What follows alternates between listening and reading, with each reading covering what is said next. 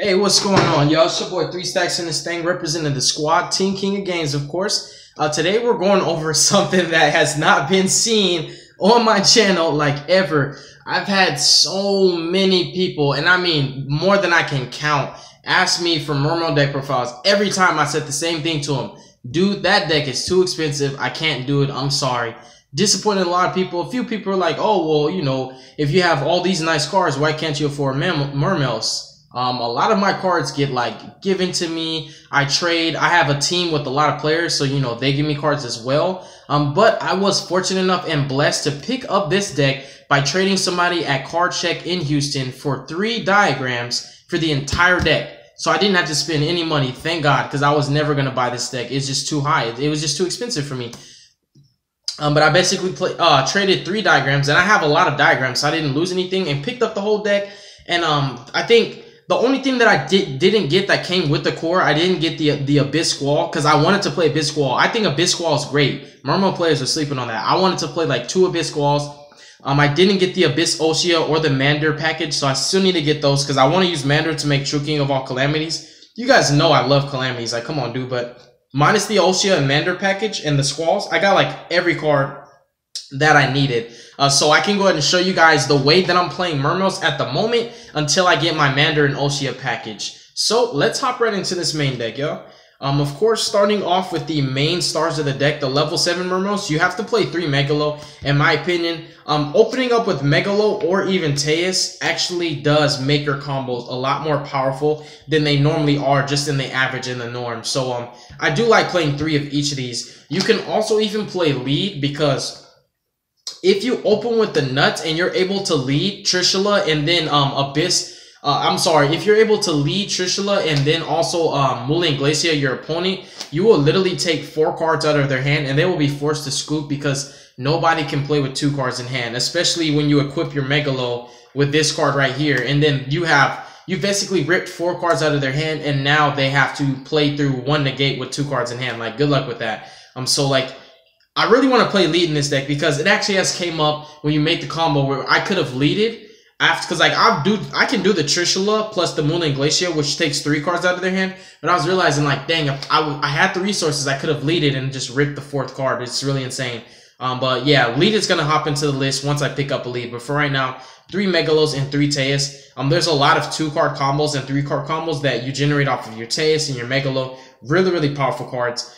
Continuing with the Mermail lineup, I'm playing 2 Gun. I'm very sad that these are rares. I was not able to pick up the deck max rarity how I would prefer. I'm a rarity whore, if you guys didn't know. But Gun is really strong. I don't think I would play 3, just because you can only use the effect of Gun once per turn. So I feel like 2 is fine. 2 is optimal. You can recycle it with your Turge, because Turge actually targets any level 3 or lower water monster in your graveyard and add that target to your hand. Turge has interactions also with your Frog Engine if you're playing Swap Frogs and things like that. So Turge is a really, really nice one-up, and it's searchable. We also play Abyss Pike. Abyss Pike is just really, really good. It searches your Gun, and it also searches your Abyss Neri, which I play at 1. And Neri has a really, really awesome interaction with your Mistar Boy. Like, Neri has some crazy combos. Like, Mermails have, I don't even know how many combos. I can't count on both hands. Like, there's way more than 10. It's just way too powerful of a deck. This definitely fits my playstyle. I like sophisticated decks that have a lot of potential and that can do more than just one thing. Like, oh man, this deck is just really, really savage. It's one of the very few decks, it's like Lightsworns, but Lightsworns are older, that has lived through like every format and always has been a dominant threat. No matter what decks are in the competitive scene of Yu-Gi-Oh!, Mermails will always be a deck that you can never overlook. You can't just sleep on this deck. You feel me? Like, if you're playing against Mermails, they'll keep you on your toes. It doesn't matter. So I think, yeah, Mermails, Lightsworns, and also Burning Abyss. Burning Abyss is like the newest of the 3, but BA's been around for like maybe 3 or 4 years. I think 3 years going on 4 now. So, you know, they're just decks that won't die, but Mermails are savage. That's it for the Mermail lineup. Like I said, I don't have my Yugioh or my Mander package yet, or my Abyss healed, and I'd probably be playing like 1 Lind and a Abyss Sphere if I had them. So yeah, I just didn't get all the cards that I wanted, but still, I have almost everything, and I'm very happy to present the deck as is. You're playing 3 Prince, starting up with your Atlantean lineup. Prince is an insane card.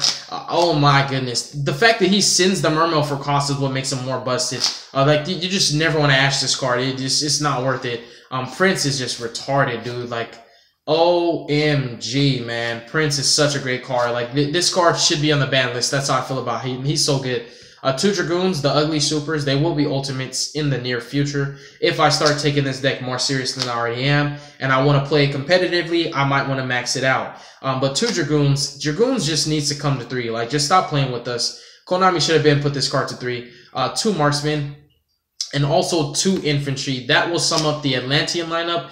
Pretty much a standard Atlantean lineup. These numbers differentiate. You play 3 or 2 or 3 and 1. Depending on the formats, they go in and out. Like, when back rows in, popping sets is more relevant. But right now, I feel like we're in an equilibrium where back row is kind of a thing. There's stun decks, and at the same time, there's a lot of heavy monster decks that just build boards just full of boss monsters. So I feel like 2 and 2 is perfect because you have an even ratio, and you're also able to combat both decks that play a lot of back rows or decks that are just monster reliant.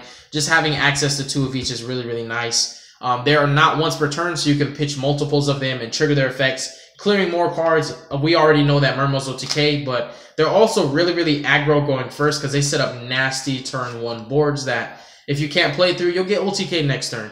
And then I'm playing a small frog engine in the form of just 3 swap frogs and Ronin Totem. I am very much on the fence about playing Dupe Frog in my list because he's just a really, really good card.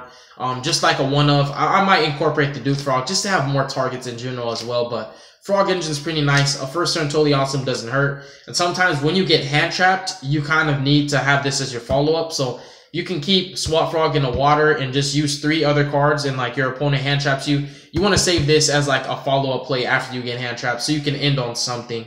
2 Aqua Spirits. I like Aqua Spirit. It's a great extender. It also is enabling you to make a bigger, better board because like you can only do so much with your Teus. You know, you can only use the effect of Teus once per turn. Megalo's not hard once per turn, which is really cool, but you can only like use Teus once per turn, and like there's a lot of little you know, cool soft combos that you can do, but once you start getting towards the end of your combo, it's always nice to end with an Aqua Spirit plus whatever you had. And if she can make you a rank 4 or a bigger Synchro or a bigger Link monster, so be it. We also have the Mooling Glacier, RIP. And I mean RIP in regards to your hand. It's so easy to pull this off. You can modulate your graveyard using Megalo and also your Neptibus. Really, really good. I really like Mooling Glacier a lot. Like, it's so savage in Mermails. It's scary. You can resolve it pretty much 80% of your first turn duel. So like when you're going first, every board you make is still going to include Mooling Glacier with it. And as long as this doesn't leave the field, you can kill your opponent next turn. And then, of course, Diva. Like, how can you play Mermails if you're not playing Divas? Sure, you don't always have to play Synchros, but she generates Link plays as well. So she's a savage. I wish this card was at 3 because we'd definitely be playing 3. That is it for the monsters. It's very monster heavy. And I'd still be playing the Abyss Mander plus Abyss Oshia and Abyss Healed and Abyss Lind. More Mermail monsters as if you didn't need them. They can be bricks, but I like the combos that they give you if I had them. And I'm still going to pick them up. So the deck is nearly complete, but it's just missing those monsters. For spells, I play personally 3 Murray of Greed. I really like it because you do play a lot of monsters and you don't always draw the ones that you want. Granted, every hand is going to be able to do something. Sometimes you're like, dang, I wish this was like Megalo or Teus, or dang, I wish I had a Neptibus. So you just play the chance of drawing 3 fresh cards and hoping to draw better. Also like the interaction that Salvage gives you in your mid to late game. So I'm playing 2 Salvage. There's a lot of targets. You can actually, believe it or not, salvage back your Deep Sea Diva, making that play more powerful and live again.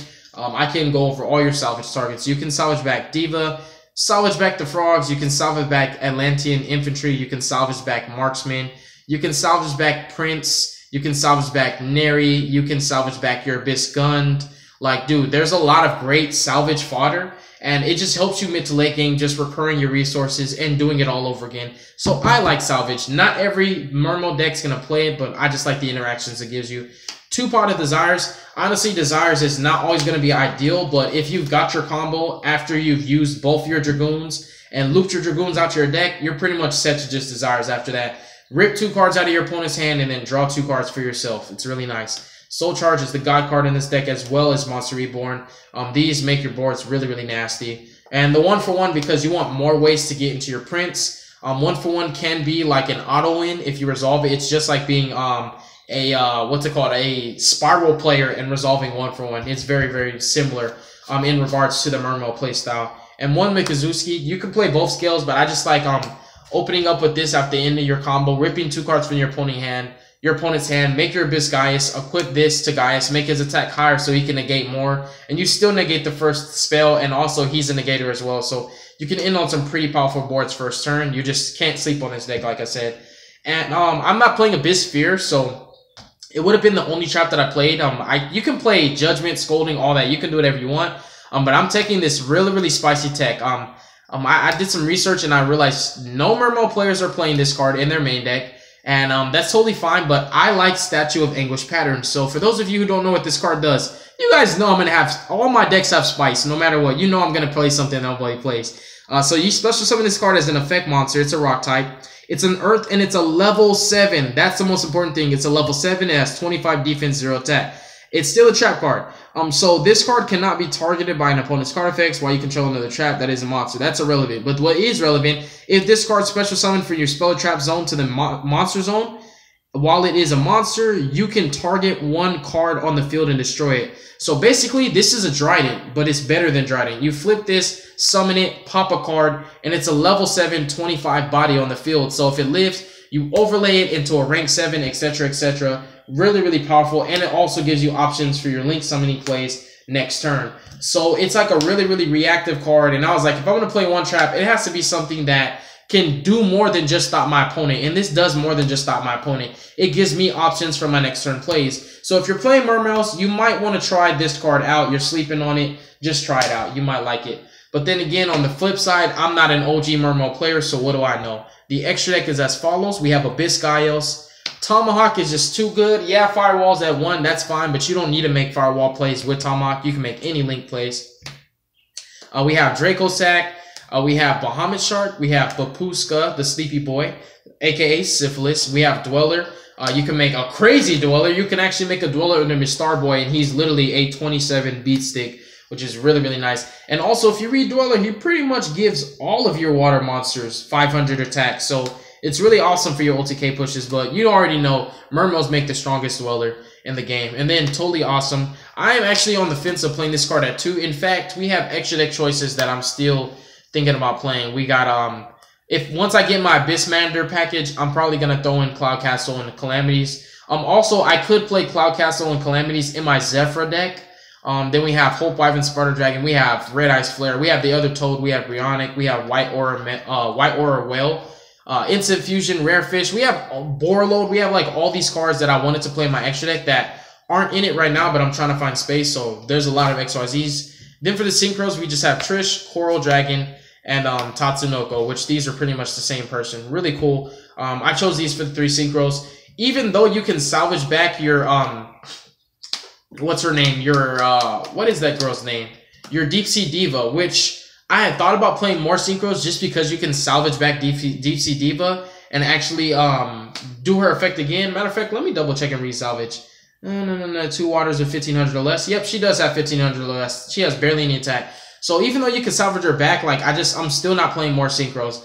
Because actually, like, your Deep Sea Diva play cannot end with all 3 of these. You actually pick which one. So even so, theoretically, like if I go through this combo with my first Deep Sea Diva, I can do Trish for the second one, which is really cool. So the 3 Synchros. Links are Skull Dread, which is too easy to make with your Tomahawk play. So you can first turn like in with 7 cards in hand legit after you're doing all this shenanigans. And then with Starboy, you have Akashic, you have Proxy, and Link Spider. Why am I playing these links? Alright, if you're asking me, here's what 3 Stacks is doing with it. So I make my Tomahawk, right? I use his effect, I summon 5 tokens. I link 2 of them into Akashic, I link 2 more into Proxy, I link 1 into Spider, and then I use a token, Spider, Proxy, Akashic, and literally just go into Skull Dread and draw 4 cards, go off from there, use his effect, special from hand, make a bigger, better board. So yeah, like that's a full-fledged package to make your Skull Dread off of 1 Galaxy Tomahawk. So that's what I'm doing instead of doing the Firewall plays. Firewall is still there, you can still play it, but since you can only play 1, it's not going to be as strong as it was before. And I don't have Link Karibo, or I would be playing Link Karibo. I definitely would. I recommend you play it if you have it. But yep, that concludes the deck profile. I hope that you guys did enjoy it. God bless you. Make good choices. Don't hurt your brain cells. Stay tuned for future content. I hope you understand my struggle for like trying my hardest to get the decks that you guys asked for. Because trust me, I have like thousands of subs and a lot of them ask for a lot of decks, and like it's you know, I'm one person, I can only do so much at a time, but I hope you guys understand that I am trying my hardest to do all the decks that you asked me to do. But stay tuned, because we're actually going to go into my Dragoonity deck profile, which I'm really excited to showcase. It's an amazing deck. I love it a lot. Peace out, y'all.